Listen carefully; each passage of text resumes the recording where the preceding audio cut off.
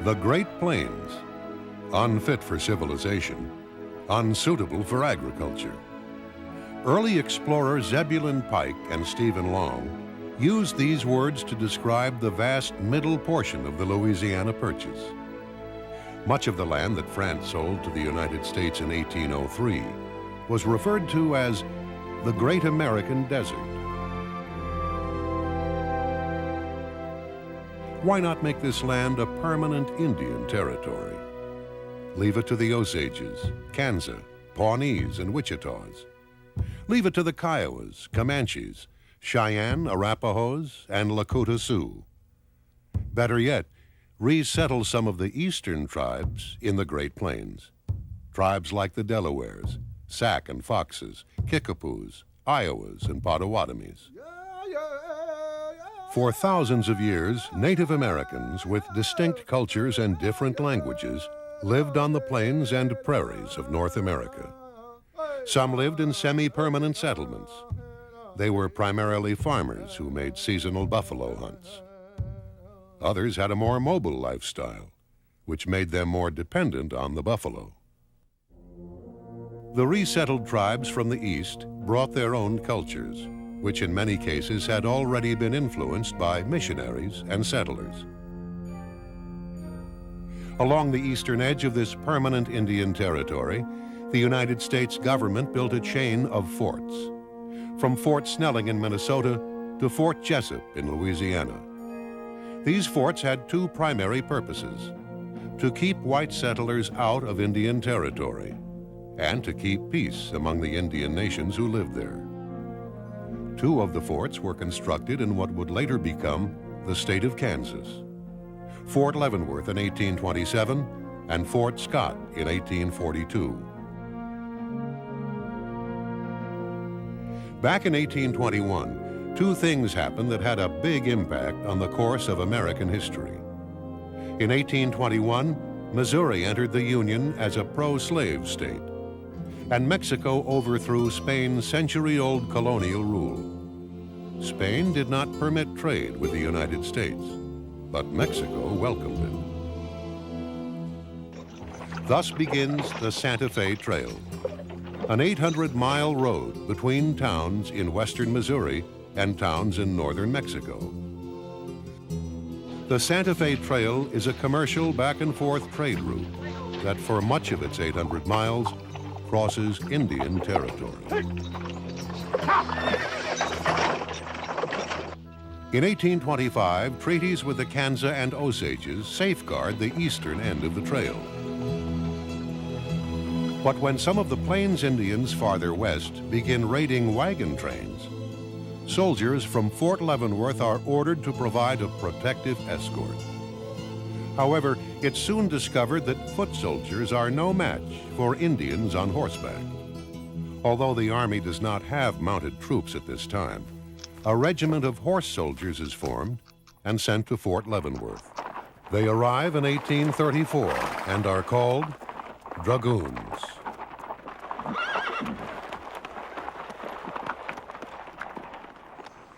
In 1842, Fort Scott is established, 100 miles south of Fort Leavenworth and close to the land of the Osages. The Osages have a history of conflict with white settlers in Missouri and with other Indian nations. But at Fort Scott, anticipated conflicts do not occur, and the dragoons are mostly gone on expeditions.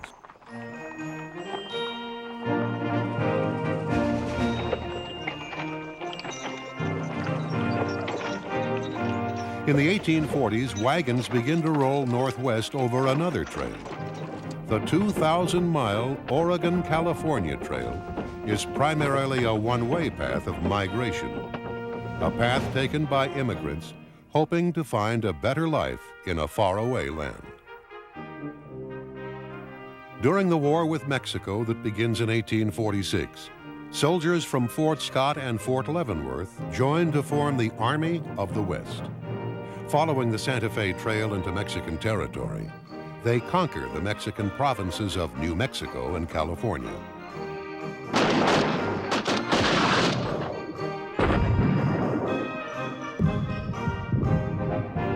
In 1848, after Mexico is defeated and the town of Santa Fe belongs to the United States, traffic along the trail increases. In 1849, the California Gold Rush puts thousands of fortune seekers on both the Oregon, California, and Santa Fe trails. The trickle west is now becoming a flood. And as traffic increases, so too does Indian resistance. In 1854, the Kansas-Nebraska Act opens the territory of Kansas to non-Indian settlement. And as settlement increases, so too does Indian resistance. In eastern Kansas, the land once reserved for Native Americans has been invaded and overrun. And Fort Scott and Fort Leavenworth are too far from the action. In 1853, Fort Scott is closed. And Fort Riley, about 100 miles west of Fort Leavenworth, is opened. But because of its strategic location on the Missouri River, Fort Leavenworth is retained as a supply depot and command headquarters. In 1859, another fort, later to be named Larned, is established about 100 miles southwest of Fort Riley. Pikes Peak or bust. Also in '59, gold is discovered in the Rocky Mountains, and another rush for the riches is on. Meanwhile, in eastern Kansas, voters must decide whether it should enter the Union as a free or pro-slave state. But with a pro-slave state Missouri next door, it isn't long before violence erupts.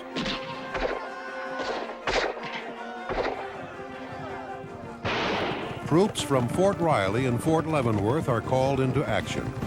Some are deployed to the town of Fort Scott. In January 1861, Kansas enters the Union as a free state. More traffic, more settlement, and the railroads are coming.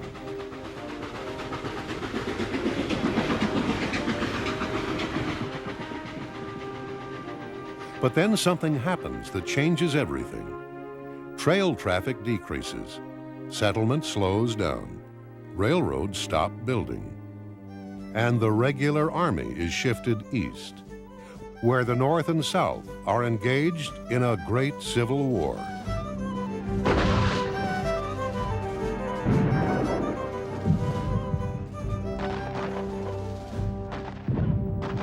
When volunteer troops replace the regular army, tension mounts. Treaties are ignored by both sides, and the situation on the Great Plains deteriorates.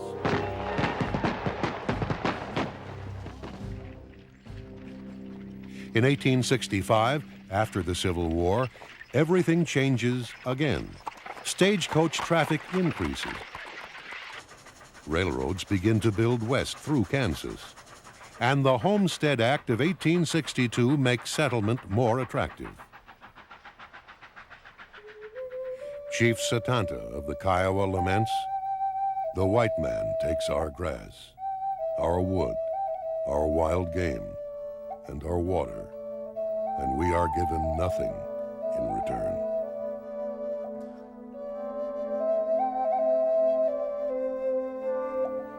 To protect their homeland, to preserve their way of life, Native Americans turned sporadic conflict into all-out warfare.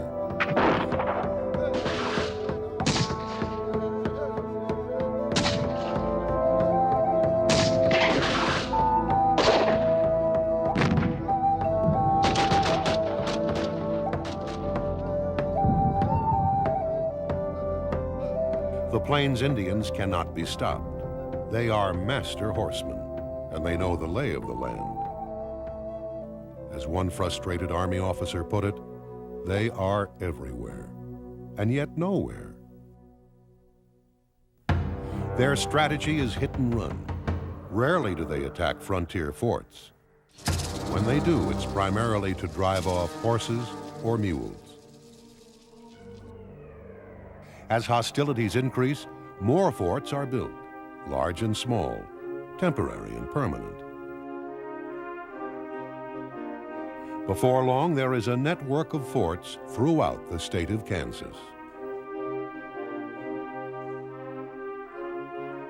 In 1864, Fort Ellsworth is established on the military road between Forts Riley and Larned. In late 1866, it's renamed Harker and moved 1 mile to the east. In 1865, 3 forts are built farther west. Fort Dodge on the Arkansas River near the Cimarron cutoff of the Santa Fe Trail. Fort Hayes in the valley of the Smoky Hill River and on the stage route of the Butterfield Overland Dispatch. And Fort Wallace, also on the Butterfield route.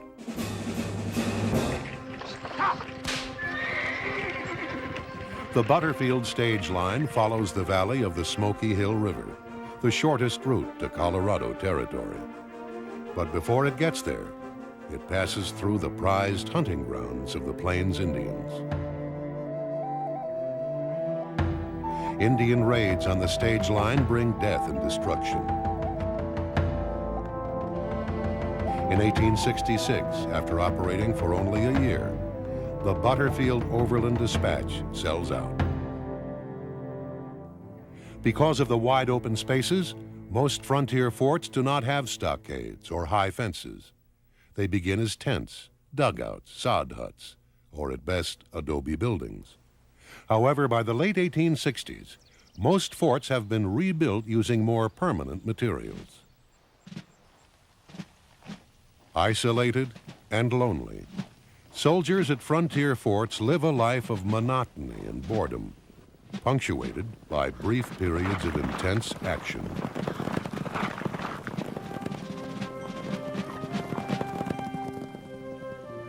Because of the isolation, drunkenness and desertion are major problems. Poor sanitation is responsible for many diseases, including outbreaks of the dreaded cholera.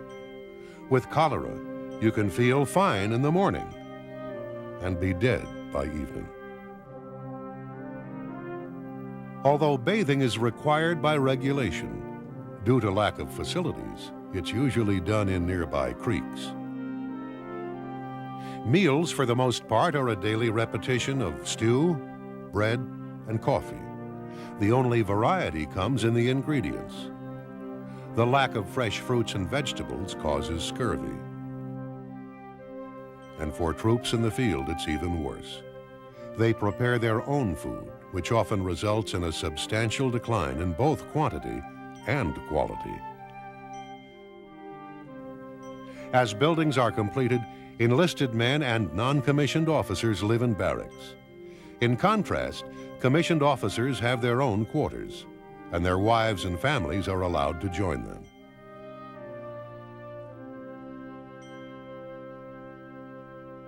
As time passes, most frontier forts become community centers on the plains. Along with highly educated officers, they have schools, libraries, churches, medical facilities, and organized social activities.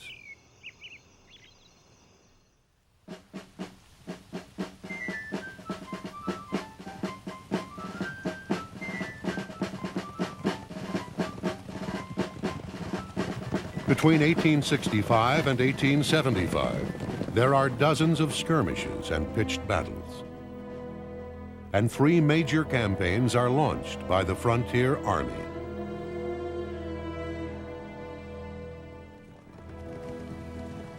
But while all of this is going on, 2 things are happening that will greatly affect the outcome of the conflict.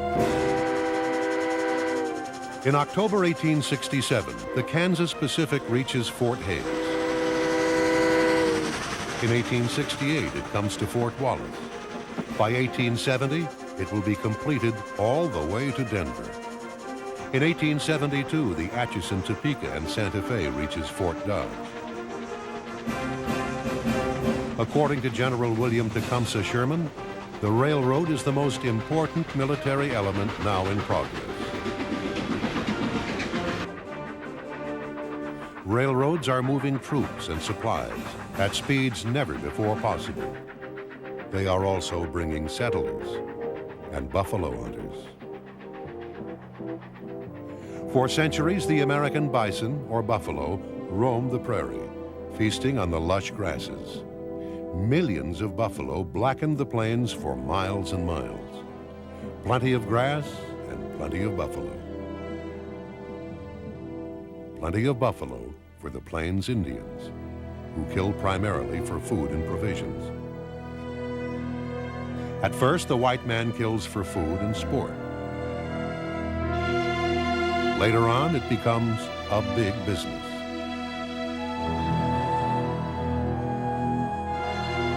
With the buffalo killed to near extinction, with railroads going everywhere, and with more forts and more soldiers, the armed resistance of the Plains Indians is finally broken.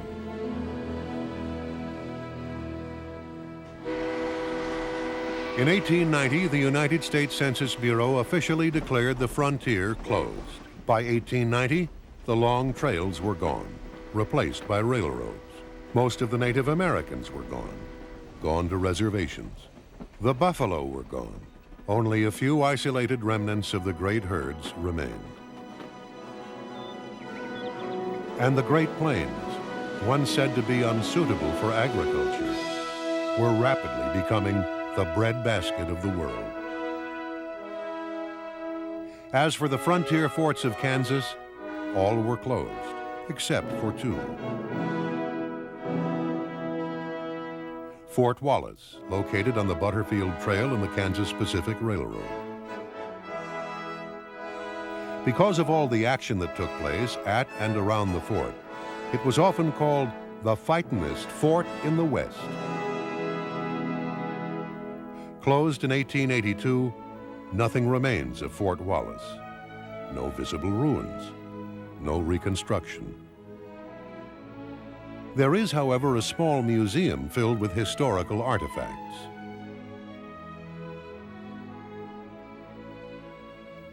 No ruins, no reconstruction.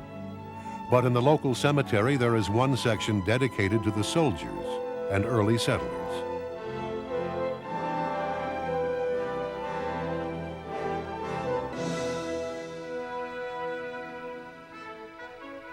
Weathered testaments of another era. Yet perhaps these grave markers can shed some light on what life was like on the high plains.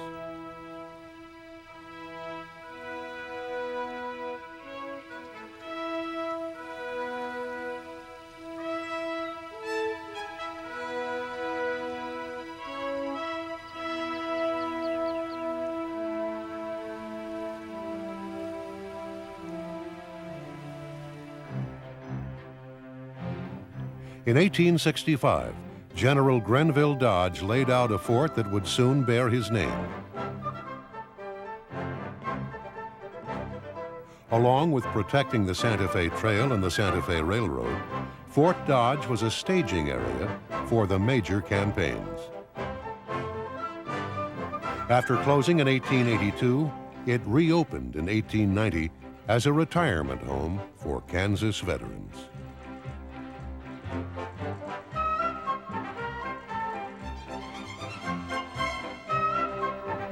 Several of the original buildings remain. And a small museum on the premises recaptures the big role that Fort Dodge played in reshaping the western frontier. In the 1870s, a nearby settlement grew into one of the most notorious of the Wild West cattle towns, Dodge City. Before it was Fort Hays, it was Fort Fletcher. In 1866, after the Butterfield stage line was sold, Fort Fletcher was abandoned. 6 months later, it reopened, primarily to protect construction crews on the Kansas Pacific, the first railroad to build across the state of Kansas. In 1867, the fort was moved 15 miles and renamed Hays, in honor of General Alexander Hays, who was killed in the Civil War. Major construction was completed in 1868, and the fort remained active until 1889. In 1900, the military reservation was divided into 3 areas. An agricultural research station administered by Kansas State University, a college that became Fort Hays State University,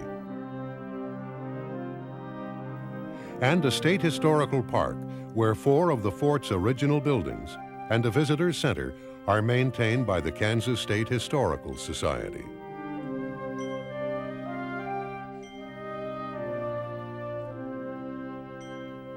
Fort Larned was established in 1859 to protect wagon trains and mail routes on the Santa Fe Trail. Along with Fort Dodge, it was also a designated Indian agency, dispensing annuities and rations to Indian tribes who lived nearby. In 1883, Fort Larned's 10,000 acres were turned over to the General Land Office, and for a long time, the fort buildings were part of a farm and ranch. During the 1950s, some of the buildings were made into a private tourist operation. In 1966, it was acquired by the National Park Service and restored to its 1868 appearance. The preserved buildings and authentic restoration combine to make Fort Larned an excellent example of a late 1860s frontier fort.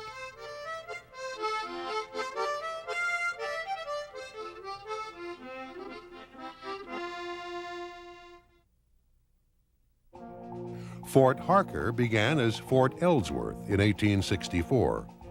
2 years later, it was moved and renamed for General Charles Garrison Harker. Its strategic location on the military road between Forts Riley and Larned, on the Smoky Hill Trail and on the Kansas Pacific Railroad, made Fort Harker a major distribution center for Kansas, Colorado, Texas, and New Mexico. Today, 4 of the original buildings are still in use. 3 of these buildings were officers' quarters. The other a 2-story guardhouse, which is now a museum.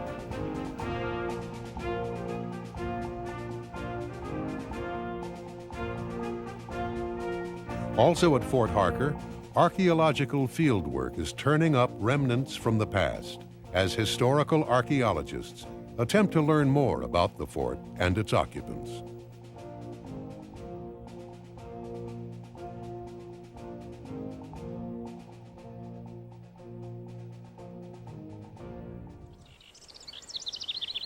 Established in 1853, Fort Riley was named in honor of General Bennett C. Riley, who led the first military escort along the Santa Fe Trail in 1827.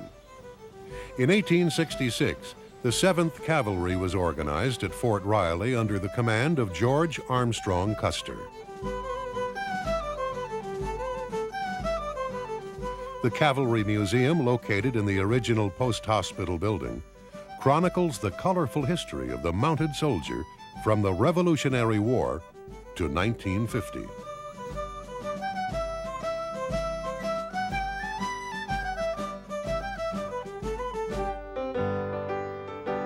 Also at Fort Riley, the refurbished Custer House offers a glimpse of what an officer's wife described as the glittering misery of Army family life in the mid-19th century.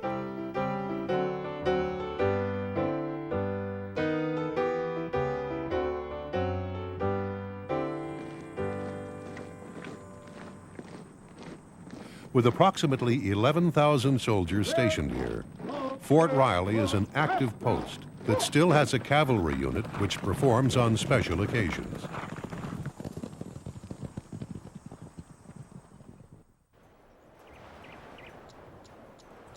Fort Scott, established in 1842, was named to honor the General-in-Chief of the Army, Winfield Scott. Scott, however, was not pleased to have his name attached to a small, obscure outpost. It was done, he said, without my knowledge and against my wishes. From log huts to substantial quarters in 8 years, Fort Scott was one of the finest military posts on the western frontier.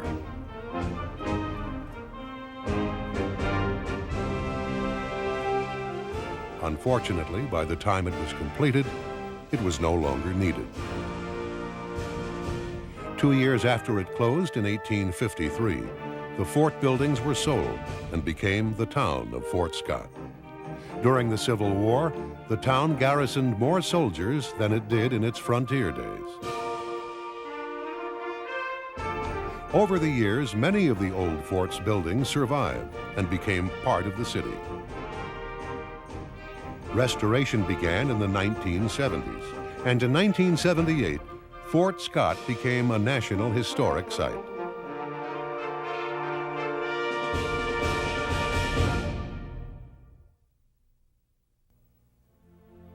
Fort Leavenworth, the queen of frontier forts.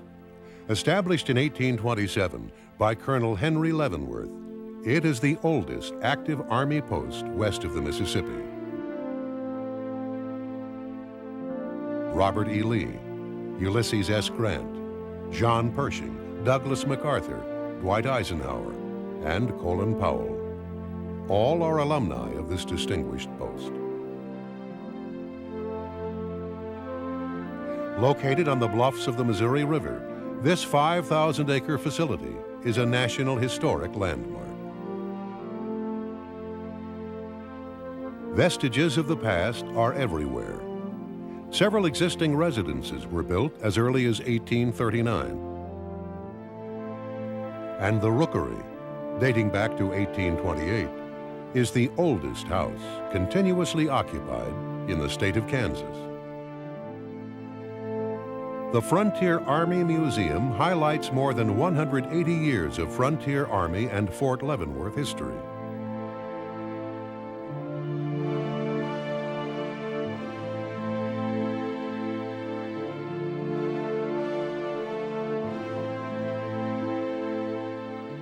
More than 19,000 veterans are buried in the post cemetery, going back to the War of 1812. A special gold leaf insignia distinguishes Congressional Medal of Honor recipients. Captain Tom Custer received 2 of these medals during the Civil War, but like his brother George, didn't survive the Battle of the Little Bighorn. In 1881, General William Sherman started the school that evolved into the Command and General Staff College. It is the highest-rated school in the Army's educational system. Black soldiers, black units.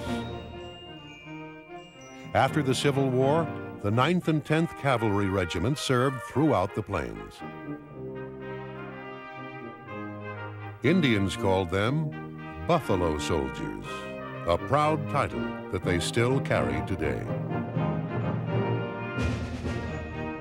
At Fort Leavenworth, a 16-foot bronze statue honors their courage and fighting skills and recognizes their many years of service to their country.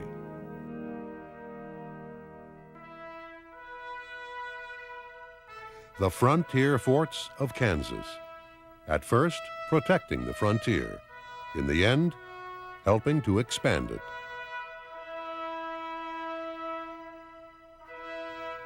Now, 8 of these forts are bringing back the past. As museums and historical sites, they invite you to come and share the excitement of these turbulent and eventful times.